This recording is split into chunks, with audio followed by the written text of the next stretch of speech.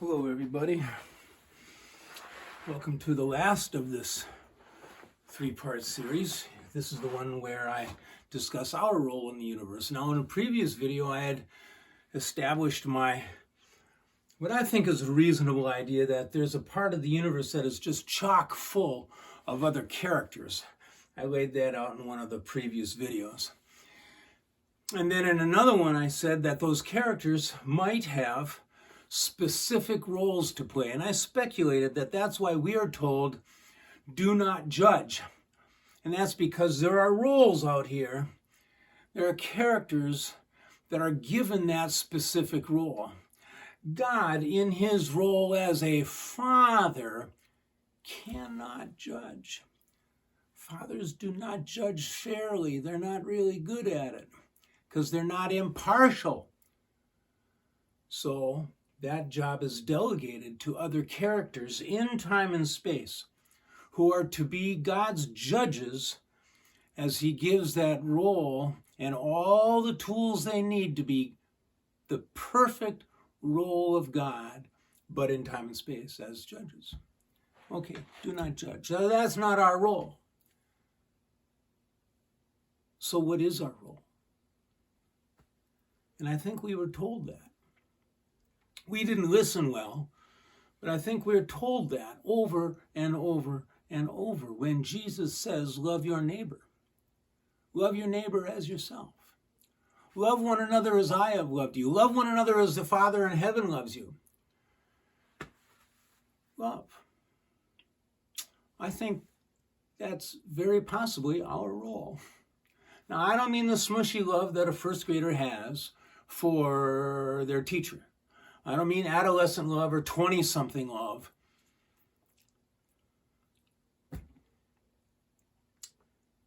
We had been married about 10 years when we moved to town here.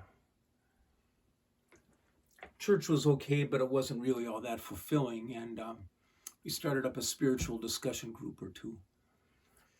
And one of the books that we discussed in that was a book by M. Scott Peck called The Road Less Traveled. And while it might be a 30-year-old book, it might be worthwhile for you to pay it a visit. The Road Less Traveled by M. Scott Peck. And in that, well, see, I've been wondering,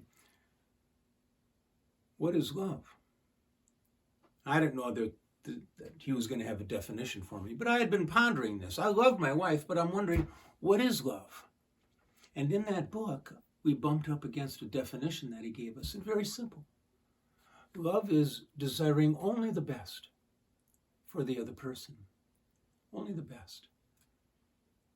Well, says I can do that. That means that as I go grocery shopping and I'm in the vegetable area and I'm weaving around between people, I can silently wish them only the best and love them. Never even tell them. That means that I can wish only the best for a convicted criminal who has done nasty stuff, but I can wish them only the best, even though I say, you need to go to prison because you've been a bad guy.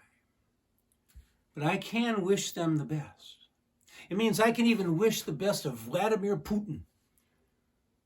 I can wish that he become more compassionate and kinder and more empathetic. I can wish him only the best.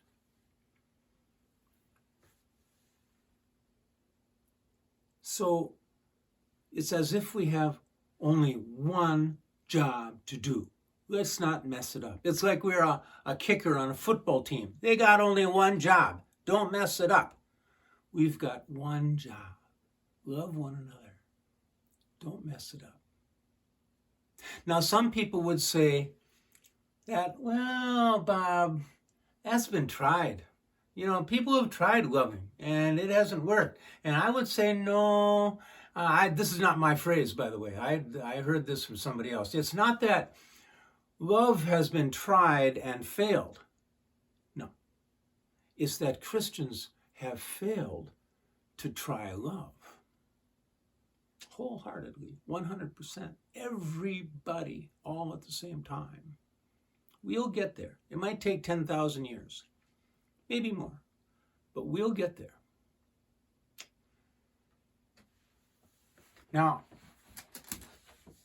the romantic in me, I think that's a reasonable role. But the romantic in me wants to speculate even farther.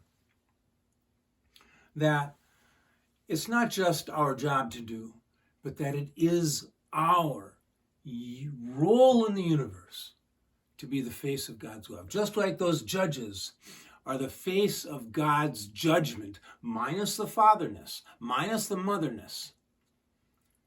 Just judgment. They are the face of God's judgment. And I wonder, are we to be the face of God's love?